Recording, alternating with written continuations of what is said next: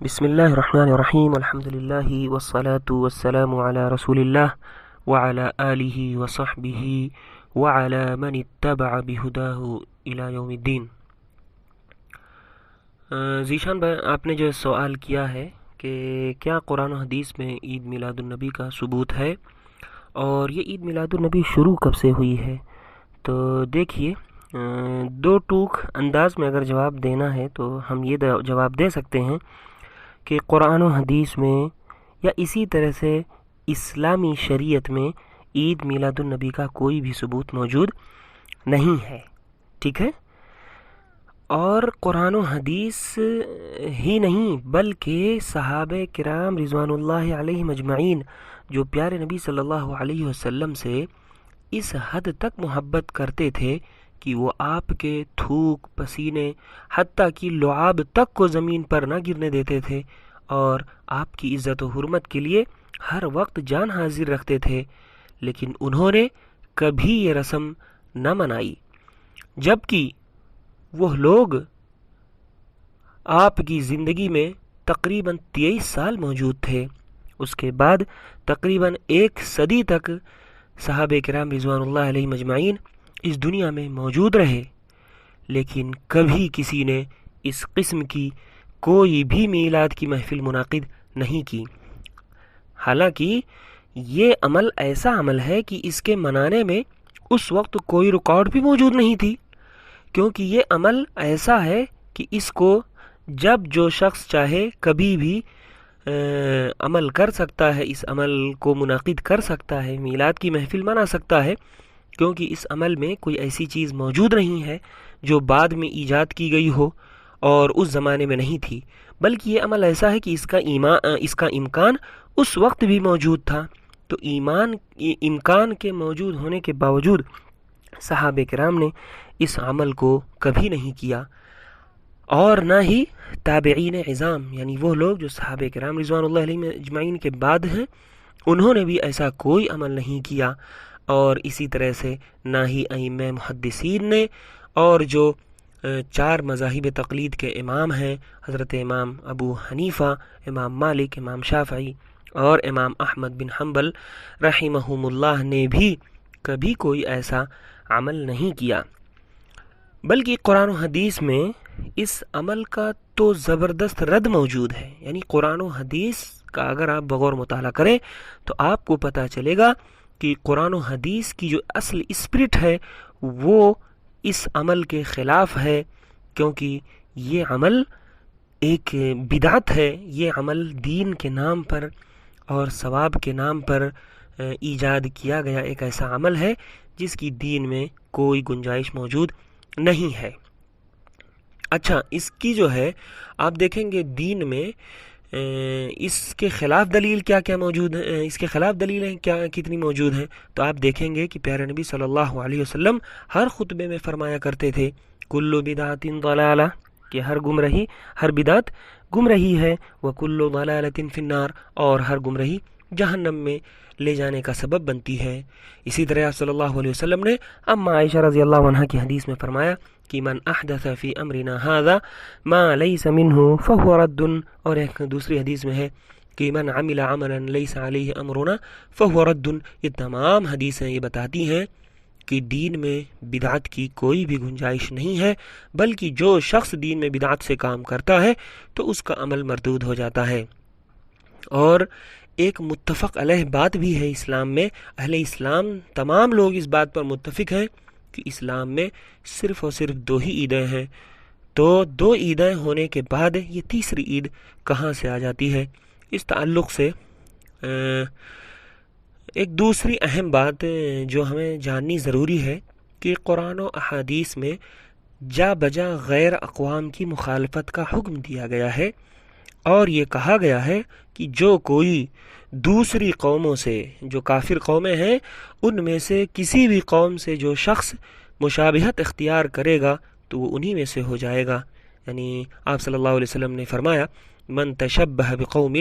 فہو منہم۔ اب آئیے ہم دیکھتے ہیں، تحقیقی نظر سے دیکھتے ہیں کہ اس عید میلاد النبی کا یہ جو کام ہے یا عید میلاد کوئی بھی کسی کسی کا بھی میلاد ہو تو یہ میلاد جو ہے اس کی شروعات کیسے ہوئی اور کس قوم نے اس عمل کی بنیاد ڈالی اور سب سے پہلے اس عمل کو شروع کیا، تاکہ ہم سمجھ سکیں کہ یہ جو عید میلاد کا ہم کام کر رہے ہیں تو ہم اصل میں کس قوم سے مشابہت اختیار کر رہے ہیں۔ تو سب سے پہلے میرے دوستوں اور بھائیوں، میری آپ تمام لوگوں سے یہی اپیل ہے کہ آپ تمام لوگ عید میلاد کا تاریخی اور تحقیقی جائزہ لیں، تو آپ کو پتہ چلے گا کہ یہ تو ایک فرعونی عمل ہے۔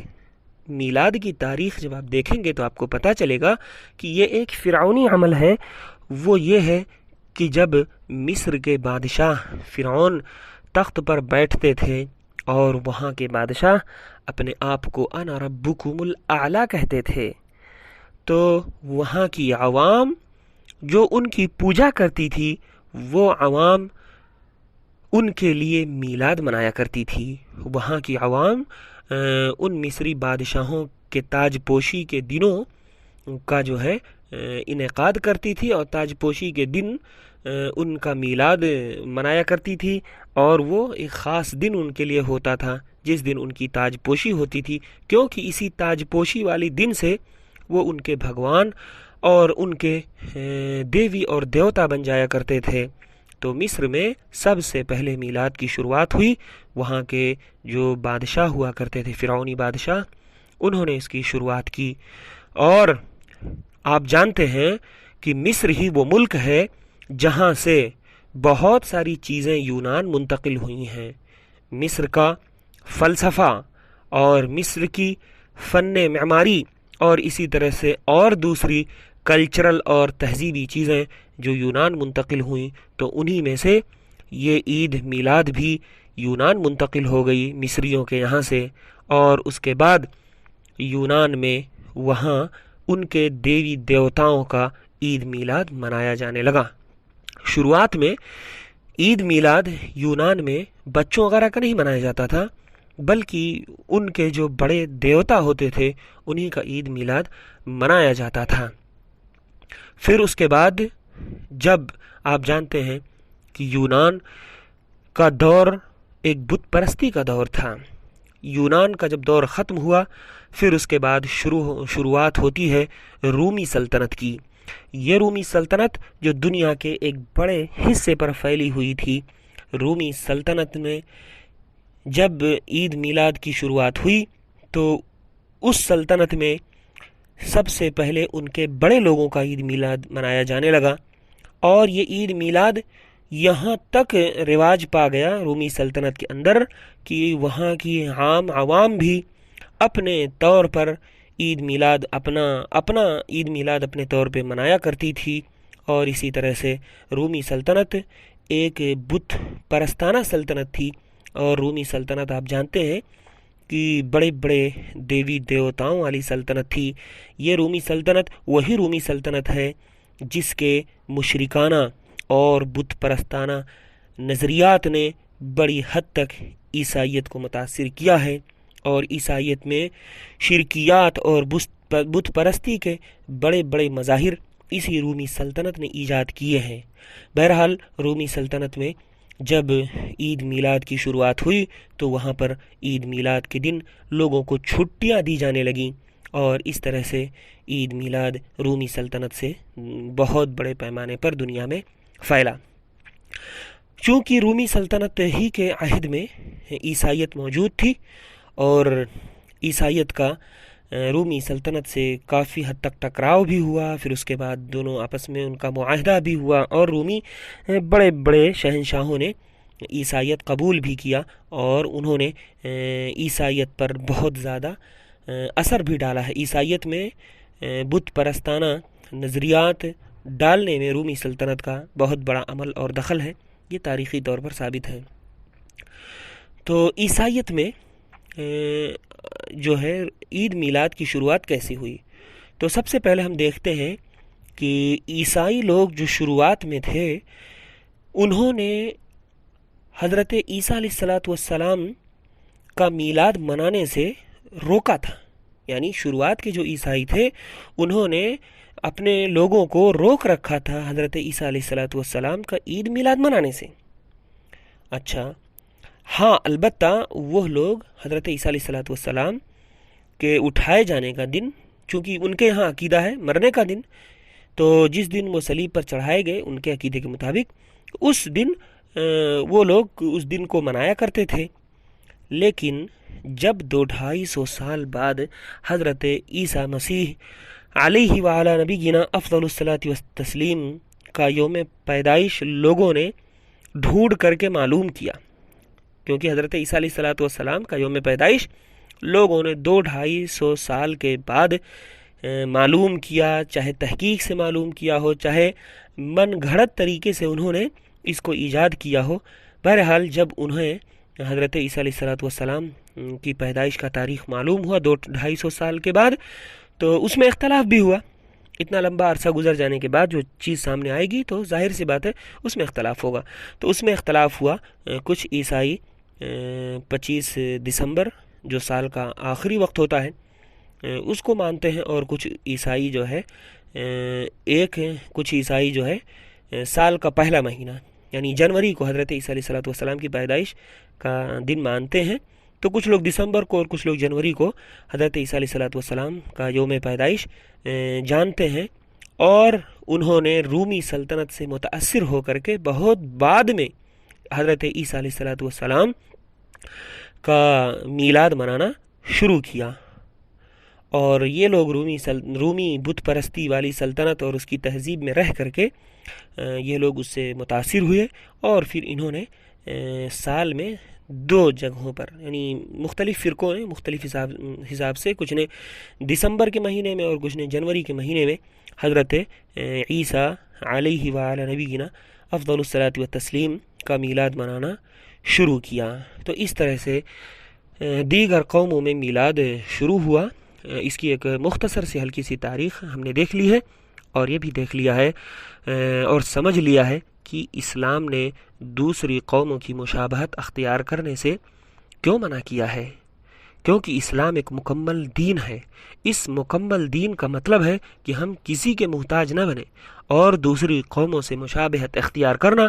یہ دراصل انسان کی اپنی کمزوری کی علامت ہوا کرتی ہے۔ جب انسان کسی کے گھر میں جھانکتا ہے اور کسی دوسری جگہ کی تہذیب اپنانے کی کوشش کرتا ہے تو یہ اس بات کی علامت ہوتی ہے کہ اس کی اپنی تہذیب کمزور پڑ رہی ہے۔ لہٰذا ضرورت اس بات کی ہے کہ ہم دوسروں کی مشابہت اختیار کرنے سے بچیں، کیونکہ عید میلاد میں صرف اور صرف مسئلہ غیر قوم سے مشابہت اختیار کرنے کا ہے۔ جہاں پر یہ ایک مسئلہ ایک طرف دین میں بدعت ایجاد کرنے کا ہے، وہیں ایک طرف یہ مسئلہ غیر قوموں سے مشابہت اختیار کرنے کا بھی ہے۔ اب اگر ہم اپنی قوم پر اور ملت اسلامیہ پر غور کریں کہ ملت اسلامیہ پر یہ بدعت، ملت اسلامیہ کے اندر یہ بدعت کب رائج ہوئی؟ جیسا کہ شروع میں آپ نے سنا کہ اسلام کی جو شروعات کی 3-4 صدیاں ہیں، جو اسلام کی شروعات کی سنہری صدیاں کہلاتی ہیں، جن کو قرون مفضلہ کہتے ہیں، اور یہ قرون مفضلہ علم و ایمان، قوت و عمل اور شوکت و سطوت کے لحاظ سے بالکل بھرپور تھے، اور ان میں یہ عمل ان 4 صدیوں کے اندر یہ عمل کبھی نہ پایا گیا۔ تو پھر سوال یہ پیدا ہوتا ہے کہ مسلمانوں کے سماج میں یہ عمل کب سے شروع ہوا؟ تو اس عمل کی شروعات کے بارے میں اگر دیکھا جائے تو اسلام کی شروعات کی سنہری صدیاں اس عمل اور اس بدعت سے بالکل ہی خالی ہیں، لیکن اس کے بعد کی جو صدیاں ہیں ان میں یہ عمل کب شروع ہوا؟ بہرحال اس سوال کا جواب دینے سے پہلے یہ بات آپ لوگوں کے سامنے عیاں رہے کہ عید میلاد النبی یہ چاہے جس وقت بھی ایجاد کیا گیا ہو،